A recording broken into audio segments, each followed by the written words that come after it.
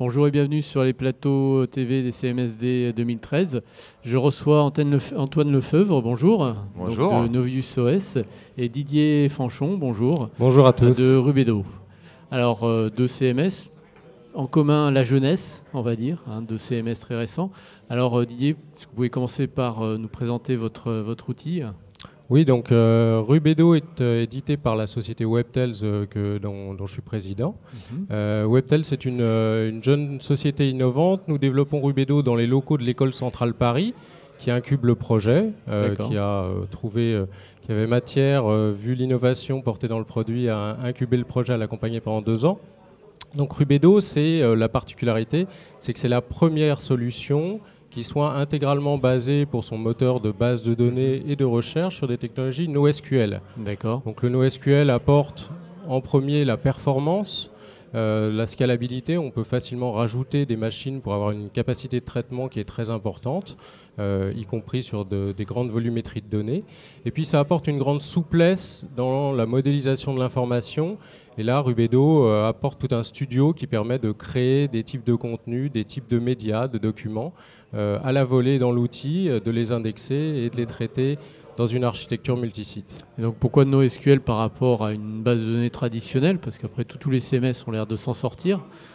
Alors en fait, les bases de données relationnelles qui sont utilisées ont à peu près ont presque 20 ans, puisque MySQL a commencé en 1995, et tous les grands leaders CMS du marché ont vu le jour à peu près dans les années 2000 et sont aujourd'hui basés sur ces modèles relationnels.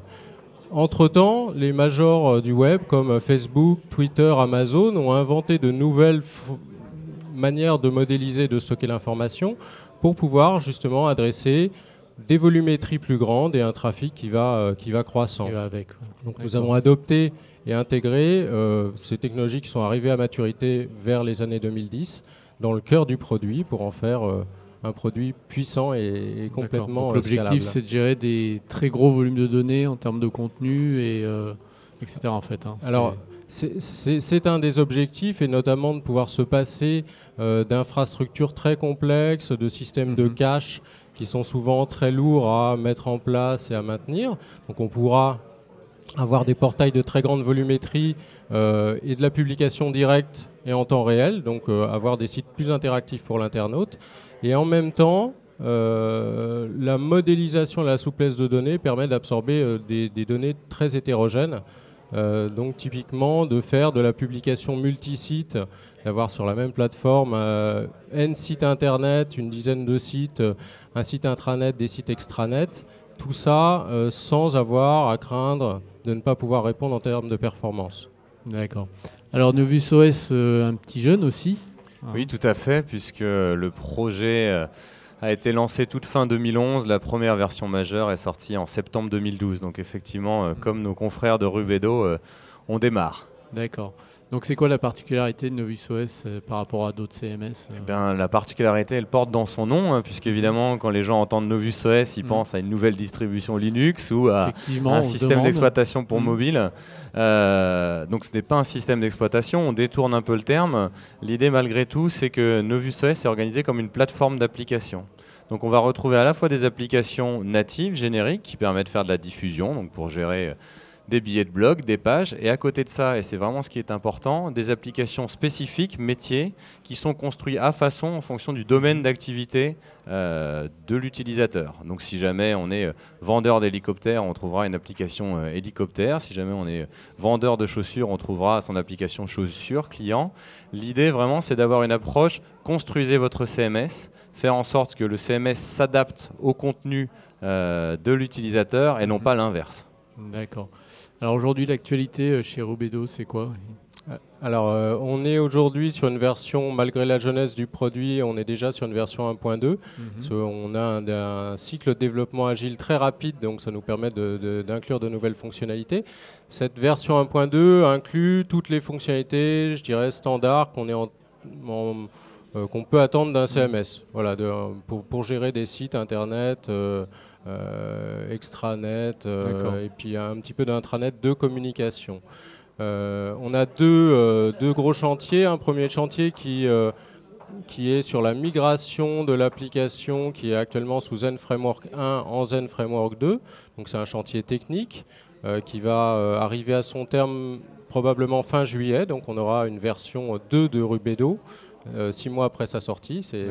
Ça va très vite, effectivement. Suivre, mais c'est l'actualité du web, il faut aller rapidement.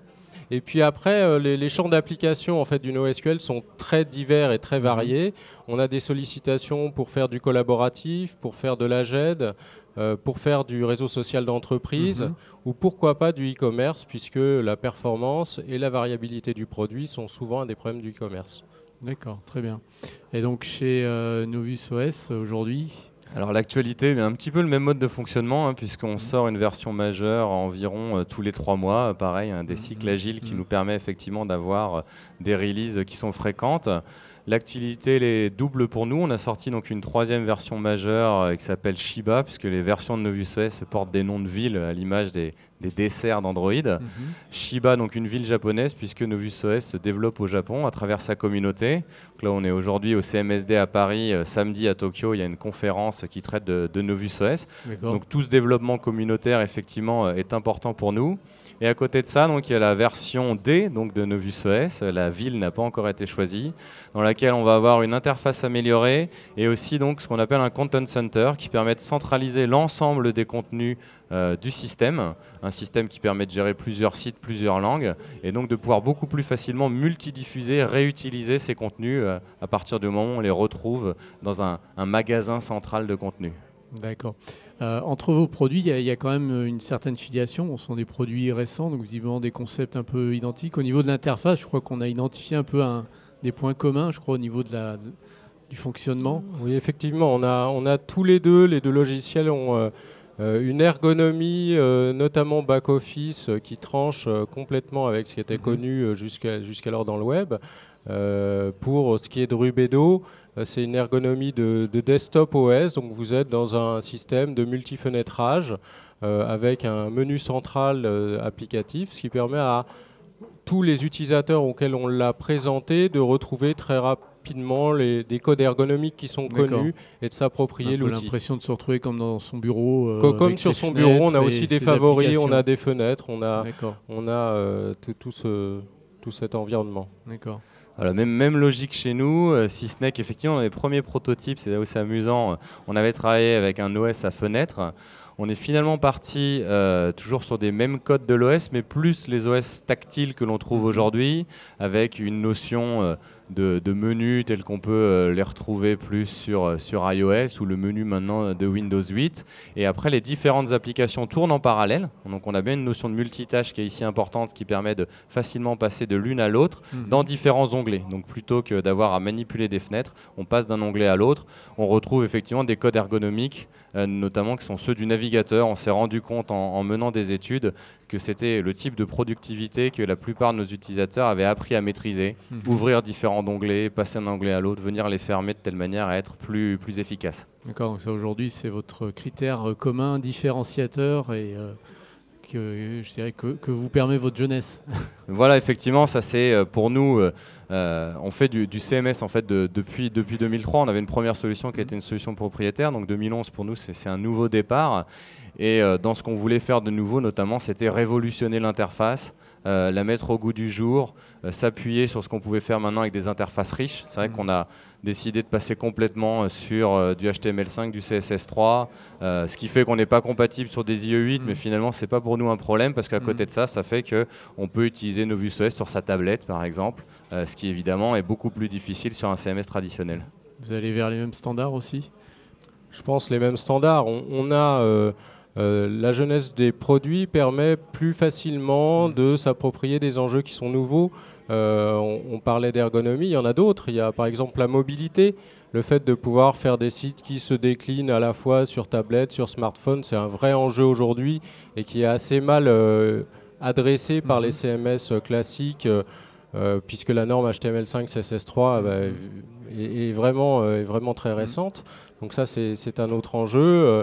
Le fait d'avoir, et ça c'est commun à nos deux outils, des référentiels de contenu et de documents qui puissent alimenter et être publiés sur différentes sources. Voilà, on a pris en commun un certain nombre d'enjeux du web et de bonnes pratiques Tout à fait. Nous, ce qui nous anime vraiment, c'est notamment tout ce qui se passe dans la communauté des architectes d'information, des stratèges de contenu, et notamment une notion qui nous intéresse tout particulièrement, qui est celle du Future Ready Content, le contenu prêt pour le futur. Ouais. Et pour nous, ça c'est vraiment quelque chose qui nous interpelle, faire en sorte que le contenu qui soit renseigné dans Novus OS soit stocké, soit structuré de telle manière que demain, quand on aura des Google Glass ou qu'on aura de l'Internet connecté sur nos frigos ou dans nos voitures, le contenu qui était rentré aujourd'hui en 2013 soit toujours valable, soit toujours capable d'être multidiffusé dans les années à venir. Donc c'est vrai que arriver à trouver des mécanismes, et c'est pour ça que la notion de système chez nous est importante, en disant on crée un système qui a vocation à pérenniser le contenu tel qu'il est rentré, et que justement les utilisateurs ne se retrouvent pas dans le cas de figure de certains aujourd'hui qui ont du contenu qui est enfermé dans des pages, qui est enfermé dans des billets de blog, et qui a beaucoup de mal effectivement à passer sur mobile ou tous les autres terminaux que le futur nous réserve. Très bien. Un site web peut-être déjà, ou pas encore? On peut retrouver des informations sur Rubedo. Pour trouver des informations, effectivement, il y a le site web qui est rubedo-project.org, qui est le site communautaire. Vous avez aussi le site de Webtels, webtels.fr, là qui est centré sur la société. Et puis vous pouvez aussi, on a beaucoup de docs en ligne, un forum, un centre de documentation, un Twitter aussi assez actif. Et une petite communauté qui grossit tout doucement, mais qui va, j'en suis sûr, devenir assez grande dans les mois prochains. Ce qu'on souhaite, en tout cas. Et pour Novus, même cas de figure, un site donc novius-os.org et un site communautaire community.novusos.org. On retrouve évidemment les liens entre les deux sites. Et puis présence sur Twitter, GitHub aussi, qui nous permet d'avoir des discussions avec notre communauté directement dans le code, et de pouvoir prendre en compte leurs contributions et leurs retours. Très bien, écoutez, je vous remercie pour cet éclairage sur vos solutions. À bientôt, merci. Merci.